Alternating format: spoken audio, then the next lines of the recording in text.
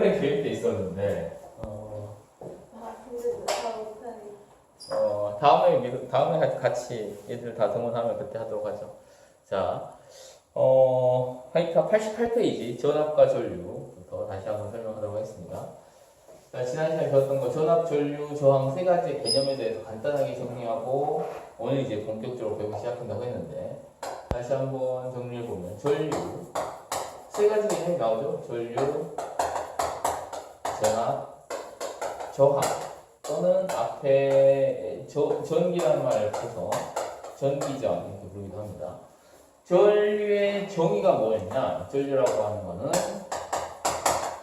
전하의 흐름이라고 정의했고 실질적으로 도선 속에서 움직이는 거는 실제로는 도선 속에서 전자의 운동에 의해서 마이너스 전하가 이동하는 게 실제 전류가 흐르는 거죠. 실제로는 전자의 이동이 됐었다.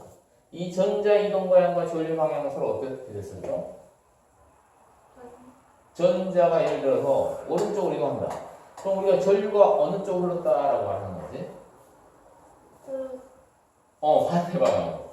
전류는 이렇게 흘렀다라고 하는 거지. 그래서 전류의 방향은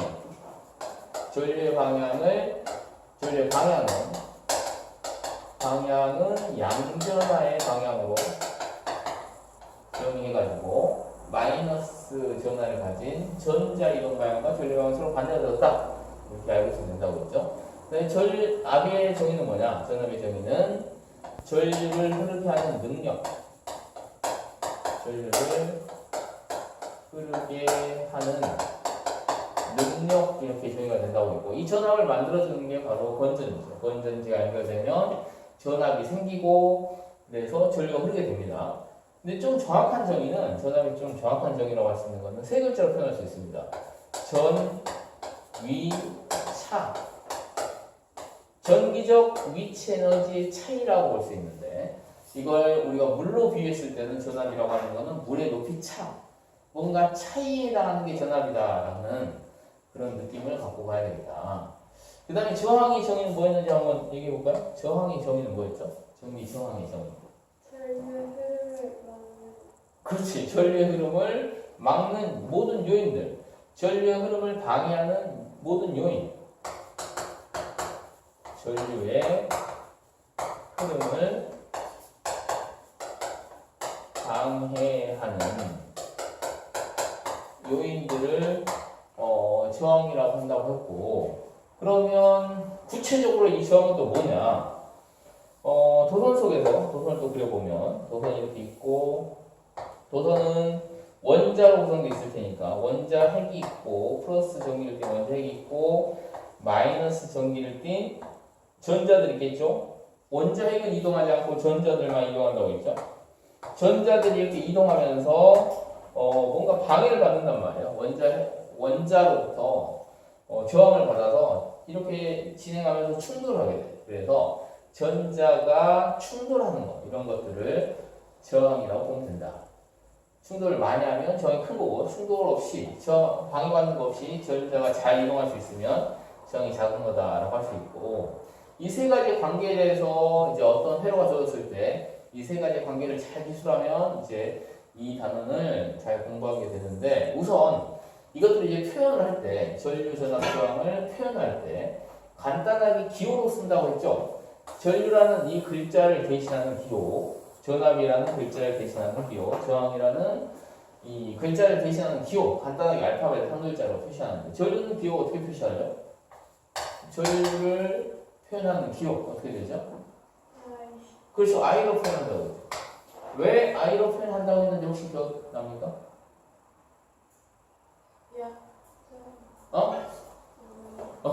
보통 이제 영어로 그래서 이런 것들 영어로 표현했을 때 영어의 첫 글자가 되는데 전류를 영어로 하면 current라고 한다. 근데 그럼 왜 C로 안 쓰고 I로 표현하냐?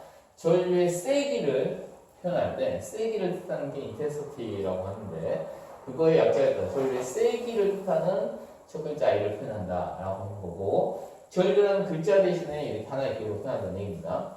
전압은 우리가 알다시피 볼테이지를 전압이라는 거 V로 표현하고 저항, 레지스턴스에 앞에 따서 R을 표현한다 라는 거야. 이건 기호고 전류전압 저항을 표현하는 기호.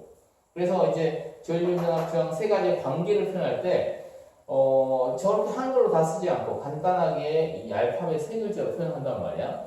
이 세 가지의 관계가 어떤 관계냐면 전류는 흐르는데 무엇에 비례하냐? 전압이 세면 셀수록 전류가 많이 흐르겠죠. 그래서 전압에는 비례합니다. 그리고 저항이 크면 클수록 전류가 잘 안 흐르겠지. 그래서 저항에는 반비례합니다.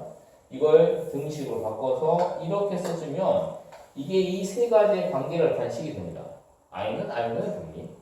이거를 R을 양면에 곱해서 V는 IR. 이걸 옴의 고치이라고 하는 거고. 자, 그 다음에 이게 기호인데 단위가 있어. 단위는 무엇을 얘기하죠? 무엇을 단위라고 합니까? 셀때 쓰는 그렇지. 어떤 값을 표현할 때 그 뒤에 반드시 단위가 붙어야 돼. 예를 들어서 선생님 키는 180이다. 맞는 말이야, 틀린 말이야? 180cm. 180cm다라고 이렇게 표현을 해줘야 그래야 맞는 말이 되겠죠. 아무튼 뒤에 단위가 180cm인지 킬로미터인지 밀리미터인지 나노미터인지 이런 단위가 붙어야 정확한 값을 얘기합니다. 그냥 숫자만 얘기하면 아무런 의미가 없는 값이야.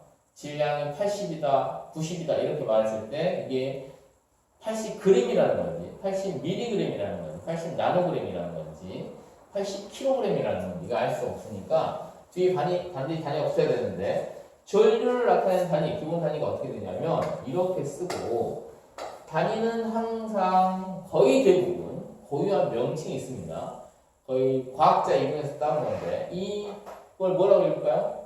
암페어. 암페어라고 읽죠. 암페어.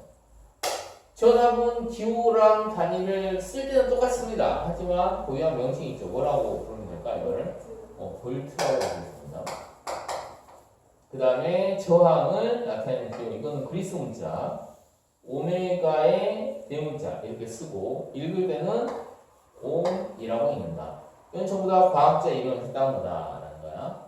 그래서 단위와 기호, 그 다음에 정의, 그리고 이 세 가지의 관계에 대해서 잘 이해를 해주면 되겠다. 그리고 이 전기 파트는 아주 미시적인 상황이기 때문에 전자, 우리 눈에 보이지도 않는 이 전자들의 운동에 대해서 다루는 거기 때문에 우리가 감각적으로 느끼기가 쉽지 않다. 상상하기가 쉽지 않습니다. 그래서 그걸 비유적으로 물이 흐르는 수도관에서 물이 흐르는 걸로 비유적으로 설명을 해서 어떤 거에 해당하는지 비유적인 이해를 하는 게 좀 이해하는 데 좀 유리하다고 편리하다고 했는데 그것도 한번 복습을 한번 해볼까요? 전류는 물의 흐름으로 비유하면 뭐로 표현할 수 있을까요? 물이 흘러가는 걸로 표현해보면 전류는 물 자체는 전자나 전하 이런 걸로 표현해야지. 전류는 전하의 흐름이잖아. 물의 그렇지, 물의 흐름이 전류입니다. 전압은 아까 말했듯이 뭐에 해당하죠? 전압은 그렇지, 물의 높이 차. 그 다음 건전지는 물의 높이 차이를 만들어주는 것, 즉 전압을 만들어주는 게 건전지인데 건전지는 물로 비유하면 뭐에 해당할 수 있을까요? 물을 이제 안에 있는 물을 위로 샥 끌어올려서 높은 곳을 만들어준단 말이야. 높은 곳에 띄워준단 말이야. 펌프가 물 위로 딱 끌어올려주죠. 그 다음에 전기회로 이제 스위치가 있는 거는 스위치는 밸브에 물의 흐름을 막고 열어주고 하는 차단하고 열어주고 하는 그런 밸브에 해당하는 거고, 그 다음에 저항은 실질적으로 전류가 흘러서 뭔가 전기 에너지가 일을 하는 것, 그런 걸로 생각하시면 되고, 그래서 물레방아 같은 걸로 생각하시면 되겠다. 이게 지난 시간에 다 했던 거잖아요, 그죠? 근데 저 전이차는 말했잖아요. 전위차는 설명 안 했습니까, 지난 시간에? 전위차는 여기에도 안 나와. 이게 중학교 교육과정에서는 전위차라는 말을 하면 너무 어려워지니까 안 나오는데, 이거는 풀어서 보면 전기적 위치 에너지 차다 이렇게 생각해 주시면 되겠습니다. 이걸 조금 좀 더 추가 설명을 한번 해보면, 자, 무거운 공이 이 높은 곳에 있습니다. 여기다 공을 내려놓으면 어떻게 되겠습니까? 이제 쑥 아래로 내려와서 이렇게 이동하겠죠? 공이 움직이려면 이 높이와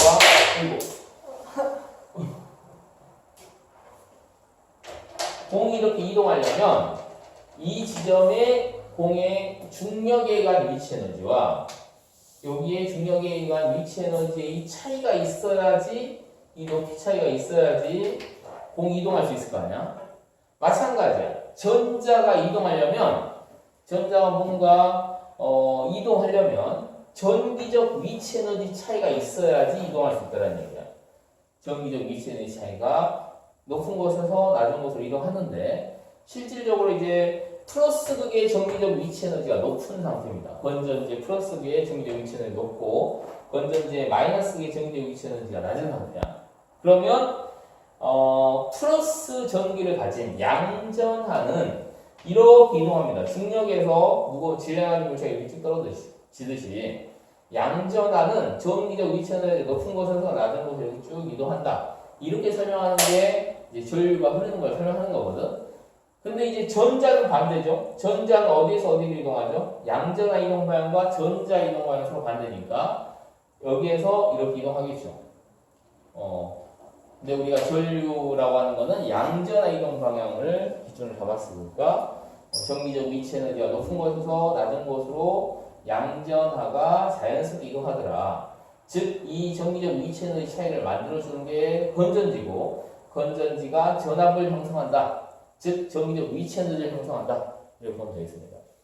전압이라고 하는 것은 전이 차이라고 하는 거, 이 양쪽의 차이라고 하는 걸 명심해라. 이게 전개로 이제 분석하면서 계속 나오게 될 겁니다. 자, 이제 오늘 본격적으로 해야 될 중요한 것들이 나오는데, 자, 90페이지로 넘어가 봅시다. 90페이지. 먼저 전지를 연결하는 게 나왔네요. 질문 잘했네요. 건전지가 전압을 형성하고 전압이 저기는 전이차라는 개념이 여기서 또 나옵니다. 자, 건전지를 한번 연결해 보자. 건전지를 이렇게, 이런 연결을 무슨 연결이라고 할까? 이렇게 연결하는 거. 이렇게 연결하는 거. 무슨 연결하는 거죠? 뭐지? 학교에서 배웠습니까? 이렇게 연결하는 거. 무슨 연결이에요, 이거? 건전지 이렇게 연결하는 방법이 있을 테고, 이렇게 연결하는 방법이 있을 테고, 이번에는 직렬. 그렇죠. 이런 연결, 직렬 연결을 하고, 그 다음에 이렇게 연결하는 건 무슨 연결이죠? 그렇지. 이렇게 연결하는 거는 병렬 연결이 되겠지. 자, 직렬 연결과 병렬 연결 시에 전압이 어떻게 되는지 그것들에 대해서 한번 생각을 해보자. 건전지, 우리가 쓰는 AAA 건전지, AA 건전지, 이런 건전지들은, 또는 이제 실험실 쓰는 C타입 건전지, 이런 건전지들은 1.5V짜리입니다. 하나하나 1.5V짜리야. 1.5V. 이 하나가 1.5V입니다. 이 건전지가 하는 역할은 뭐냐? 건전지의 마이너스과 플러스 사이의 전기적 위치에는 이 차, 즉 전이차를 1.5V만큼 차이가 나게 만든다. 마이너스 극보다 플러스 극을 1.5 높게 만드는 역할을 하는 게 바로 건전지가 하는 역할입니다. 이것도 마찬가지 1.5V, 하나는 1.5V죠. 여기를 0V, 여기 전기적 위치 에너지를 0V로 한다면 여기는 1.5V로 만들어서 이 양단의 차이를 1.5V로 만들어주는 역할을 한 게 바로 건전지란 말이야. 자, 그러면 직렬 연결 상태에서 이 하나당 전부 다 양 끝쪽에 전기적 위치 에너지 차이, 전이차를 1.5 차이만큼 나게 만드는데 여기에 전기적 위치 에너지를 0V로 한번 가정해보자. 그러면 이 지점의 전기적 위치 에너지 얼마나 되겠습니까? 이 하나당 1.5V니까 얼마가 되겠어? 1.5V가 되겠지. 그런데 이 두 가운데 있는 건전지가 또 무슨 역할을 하냐? 여기보다 여기를 마이너스보다 플러스 극을 1.5V만큼 높게 만들어준단 말이야. 그럼 여기에 전기적 위치 에너지 얼마가 될까요? 3V가 되겠죠. 그 다음에 이 세 번째 있는 이 건전지도 마찬가지. 여기보다 여기를 1.5V만큼 높게 만들어. 그럼 여기에 전기적 위치 에너지 얼마가 될까요? 4.5V가 되겠지. 그러면 전압계를 이렇게 설치하고 여기와 여기의 정의적 위치의 차이를 딱 측정한다. 그럼 몇 볼트가 측정되겠어? 그렇지, 4.5볼트가 측정되겠죠. 그래서 건전지를 직렬 연결하면 모든 전압이 다 더해진다 이 말이야. 그 다음에 건전지를 병렬 연결하는 경우는 어떻게 되냐? 똑같은 전압을 가진 건전지 3개를 이렇게 병렬 연결하면 이 마이너스 극보다 플러스 극을 1.5볼트만큼 높게 만들어주는 역할을 얘기하는데 요 놈도 마찬가지로 여기의 정의적 위치 에너지가 0볼트인데 이 1.5볼트만큼 높게 만들어주니까 여기도 1.5볼트가 되겠죠. 아래도 마찬가지로. 그럼 이 전체, 이 3개 전체 양단위 전압기를 설치하면 몇 볼트로 측정이 될까요? 1점. 그렇지, 1.5볼트로 측정이 되는 거야. 어라? 그러면 건전지를 병렬 연결하면 전압의 증가가 있습니까? 없습니까? 없죠. 그냥 전압이 똑같다는 거야. 병렬 연결하면. 직렬 연결하면 전압이 다 더해지죠. 이 건전지가 한 역할에 의해서 이렇게 된다는 걸 명심해야 된다. 그러면 선생님이 이렇게 하면 병렬 연결하면 직렬 연결하면 전압이 증가하는 효과가 있으니까 뭔가 우리가 사용하는 의미가 있는데 건전지를 병렬 연결하면 하나랑 전압이 똑같으니까 사용하는 의미가 없지 않습니까? 이렇게 질문할 수도 있겠네. 뭔가 차이점이 있어야 이렇게 병렬 연결을 사용할 거 아니야. 어떤 차이점이 있을까요? 가깝죠. 이렇게 하면 하나 연결했을 때보다 그러니까 여기다가 전구를 연결한다고 했을 때 전압이 높으면 불이 더 밝습니다. 왜 불이 더 밝은지는 나중에 이제 전력 파트를 중3 때 전력 파트를 배워야 이해할 수 있는데 우선은 전압이 높아지면 불이 더 밝다 이렇게 알고 있습니다. 이것도 마찬가지로 건전지 하나 연결했을 때랑 이렇게 병렬 연결하면 더 밝냐? 밝지 않아. 왜냐하면 전압이 똑같으니까. 밝기는 똑같아. 건전지 하나에다가 전구를 연결했을 때 밝기랑 건전지를 이렇게 3개를 병렬 연결한 상태에다 전구를 연결했을 때 밝기는 똑같습니다. 전압이 똑같으니까. 같은 3개의 전류가 흐르고 밝기가 똑같게 되는데 그러면 이렇게 3개를 병렬 연결한 곳에 연결한 전구는 하나의 건전지에 연결한 전구와 어떤 차이가 있냐? 더 오랫동안 불을 밝힐 수 있습니다. 건전지가 가지고 있는 에너지는 어떤 식으로 연결하더라도 에너지 보존 법칙에 의해서 이놈이 가지고 있는 에너지는 그대로 유지가 돼야 되거든. 그러니까 3배 더 많은 에너지를 갖고 있는 거야. 병렬 연결시키면 하나 연결되는 거구나. 그래서 더 오랜 시간, 수명이 더 길어지죠. 90페이지 나와 있는 전지의 연결. 건전지, 전지를 연결했을 때는 전지를 직렬 연결하고 병렬 연결했을 때는 이런 차이점이 있다. 이렇게 알고 있으면 되겠고요. 그 다음에 그 다음 이제 전압과 전류의 관계를 한번 생각해 보자.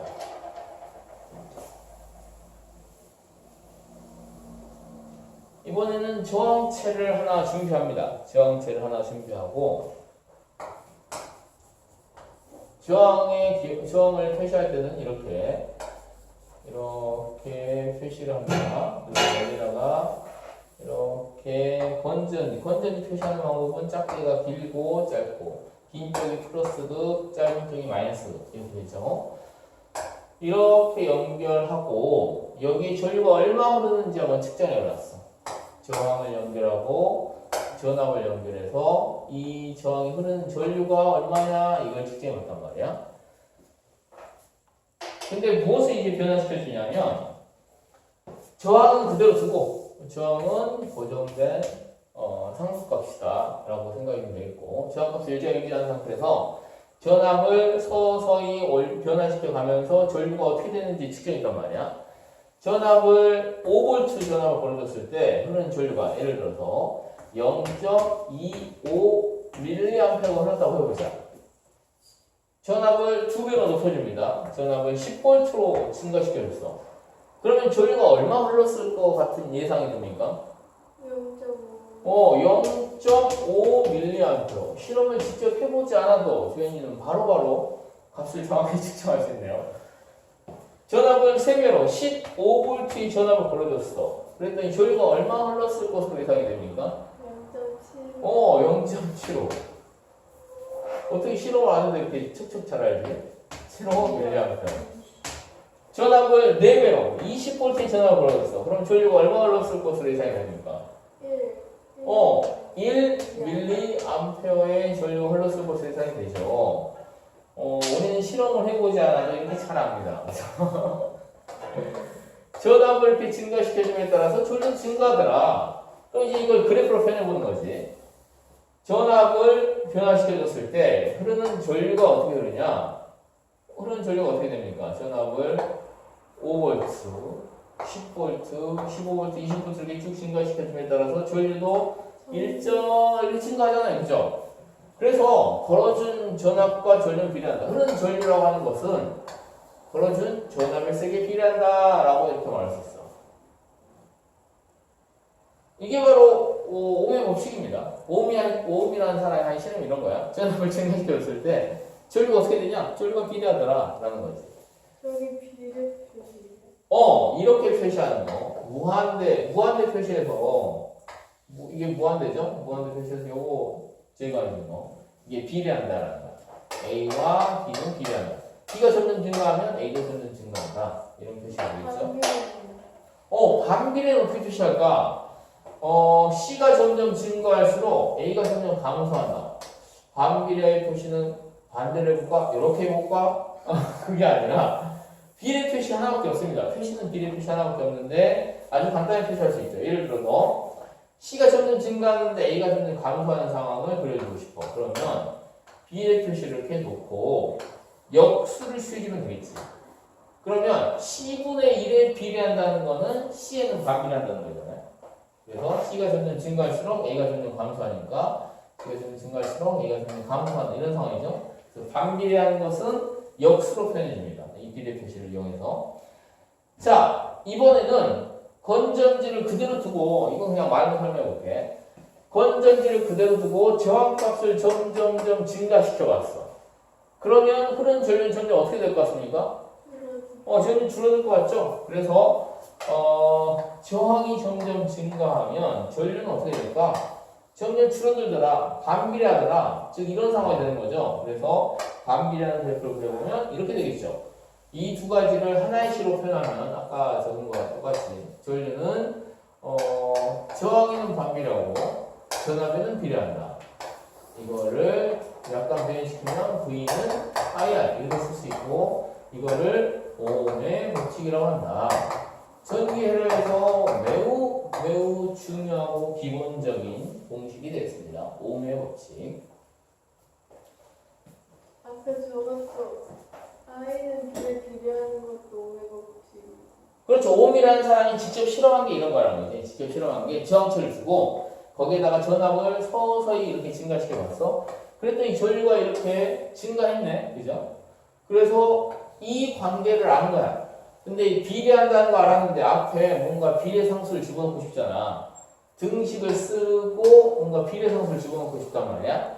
그 비례상수를 저항을 뜻하는 전기저항을 뜻하는 값을 이렇게 역수를 취한 값을 집어넣으면 요 식이 만들어지는 거죠. 그죠? 그러니까 직접 오음이라는 사람이 한 실험이 이런 거다. 전압을 높여가면서 전류가 점점 비례한다는 거를 알았는데, 전압이 비례한다는 걸 알았는데, 그걸 좀 정리해서 표현하면, 비례식으로 표현하는 게 아니라 그냥 등식으로 표현하는 식이 바로 요 식이다라는 겁니다.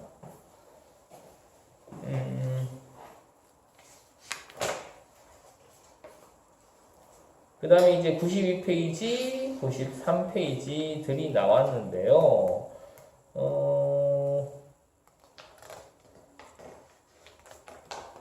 요거 전에 90페이지 넘어가 봅시다. 92페이지. 저항의 모양에 따라서 도선의 모양에 따라서 저항값이 어떻게 변할지 이걸 한번 또 생각해 보죠. 우선 오음의 법칙까지 알게 됐습니다. 이 세 가지의 관계에 대해서 알게 됐고, 그 다음에 이제 저항에 대해서 좀 자세히 한번 살펴보자는 얘기지. 저항값을. 저항이라는 거에 대해서. 자, 저항은 전류가 흐르면서 방해받는 요인이 저항이라고 한다고 했는데, 실질적으로는 전자가 이동하면서 원자로부터 힘을 받는 거, 저항력을 받는 거, 그걸 이제 저항으로 나타난다라고 했죠. 자, 저항은 전자와 원자의 충돌에 의해서.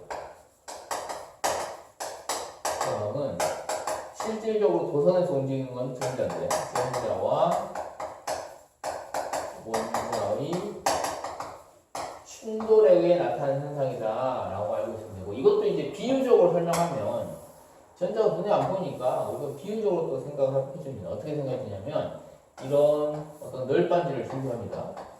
판자를 준비하고 판자의 기울기를 만들어줘. 이쪽이 높고 이쪽이 낮게 기울기를 만들어준 다음에 여기다가 이제 못을 박아줍니다. 판자에다가 뭐 고정된 못을 박아놓는 거야. 못을 박아놓고 높은 곳에서 낮은 곳으로 이제 구슬을 딱 굴려봅니다. 그럼 못이 많이 박혀 있으면 이 전자가 이동할 때 못에 충돌해서 잘 안 흘러가겠지. 못이 적으면 충돌하는 게 적으면 전자가 잘 흘러갈 수 있을 테고. 그래서 이걸 이제 저항이라고 하는 것을 비유적으로 생각했을 때 구슬과 못이 충돌하는 거, 그걸 저항이라고 생각합니다. 구슬이 원자인데. 구슬이 이동하는 거니까 구슬이 전자에 해당하죠. 그 다음 못은 단단히 고정되어 있는 거니까 이게 원자에 해당하는 거고. 오케이? 그래서 이렇게 비유적으로 설명하는 경우는 못과 구슬로 설명할 수 있다라는 거고. 그러면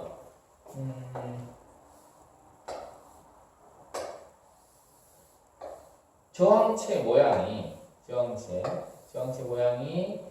이렇게 생긴 경우와 짧은 경우와 긴 경우 두 가지로 한번 생각해 보자. 길이가 긴 경우와 길이가 짧은 경우. 저항은 어디가 더 클까? 어디서 더 많은 충돌하게 될까? 그렇죠. 이쪽이 저항이 크겠죠. 이쪽이 저항이 작을 겁니다. 도선의 길이에 따라서는 저항값이 이런 변화를 보이더라. 길이가 길수록 길이에는 비례하는 값을 가지는 게 저항값이더라 라는 걸 알 수 있고, 그 다음에 이번에는 도선의 길이는 똑같습니다. 도선의 길이는 똑같은데 하나는 이렇게 통로가 넓고 하나는 통로가 이렇게 좁아. 그러면 어디에 전자가 더 잘 흘러갈 수 있을까? 전자가 잘 쉽게 빨리빨리 이동할 수 있는 거. 넓은 곳이, 단면적이 넓은 곳이 있고 단면적이 좁은 곳이 있는데 단면적이 넓은 곳이 전자가 더 잘 흐를 수 있겠죠. 이것도 비유적으로 생각해 보면 전류라고 하는 거는 단위 시간 동안 도선의 한 단면적을 통과한 전자의 개수로 전자 개수, 즉 전하량을 설명하거든. 그러니까 이게 많이 있으면 더 많이 이동할 수 있을 거야. 단위 시간 동안. 원자의 개수 똑같을 때요? 그렇지. 그러니까 전자가 여기 하나 통과하는 것보다 여기서 통과하고 하니까 더 많이 통과할 수 있겠지. 넓은 고속도로에서 차량의 이동량이 더 많습니까? 좁은 골목길에서 차량 이동량이 더 많습니까? 그렇지. 넓은 곳에 차량 이동량이 많다. 이걸 생각해 보면 되겠죠. 그래서 단면적이 넓으면 전자가 잘 이동할 수 있습니다. 통과하는 전량이 많아. 그러면 저항이 크다는 얘기야, 작다는 얘기야? 그렇지, 저항이 작다는 얘기죠. 저항이 작다는 얘기야. 단면 좁으면 단위 시간당 통과하는 전하량이 적네. 그러면 저항이 크다는 얘기죠. 이것들을 종합해서 도선의 길이와 도선의 단면적에 따라서 저항값이 이렇게 달라지는 거를 종합해보면 어떻게 또 이걸 공式을 쓸 수 있냐. 저항이라고 하는 값은 비례한다. 또 비례식을 세워주고, 단면적이 넓을수록 전류가 잘 흐르니까 저항이 적다. 길이가 길수록 저항이 더 크다. 이렇게 정리를 해줄 수 있겠습니다. 이게 단면적, 이게 길이에 해당합니다. 우선 도선의 모양에 따라서 저항값이 이렇게 변한다 라고 알고 있으면 되겠고, 설명이 좀 더 길어지는데 여기서 쉬었다가 본격적으로 저항을 직렬 연결하고 병렬 연결했을 때 저항값이 어떻게 되는지 한번 알아보도록 합시다.